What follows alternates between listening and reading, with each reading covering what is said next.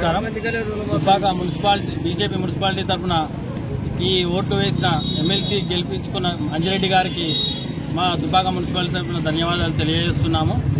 ఈ విజయంలో కీలక పాత్ర పోషించిన ప్రతి బీజేపీ కార్యకర్తకు 25 ప్రభారీలుగా నిర్విరామంగా 15 రోజుల పాటు ఇండ్లిలో తిరుగుతూ ఎవరు వచ్చినా రాకపోయినా తిన్నా తినకపోయినా ₹1 ఆశించకుండా కృషి చేసిన మా బీజేపీ ప్రతి కార్యకర్తకు పాదాభివందనం చేసుకుంటూ ఈ గెలుపుకు కృషి చేసిన ప్రతి ఒక్కరికి ధన్యవాదాలు తెలుపుతున్నాను మా బీజేపీ దుబ్బాక మున్సిపాలిటీ తరఫున.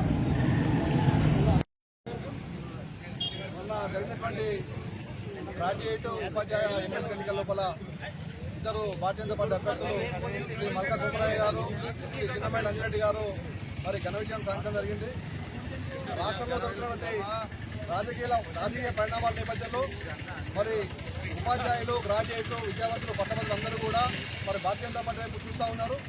ఈ దేశంలో ఒక సమర్థవంతమైన నాయకత్వంలో నడుస్తున్నటువంటి పరిపాలన మరి అదేవిధంగా మరి రాష్ట్రంలో కూడా జరగాలని చెప్పి ఆశిస్తూ ఈరోజు ఉపాధ్యాయ ఎమ్మెల్సీ, పట్టభద్రుల ఎమ్మెల్సీని మరి ప్రజలు ఉపాధ్యాయులు అందరూ కలిసి గెలిపించారు.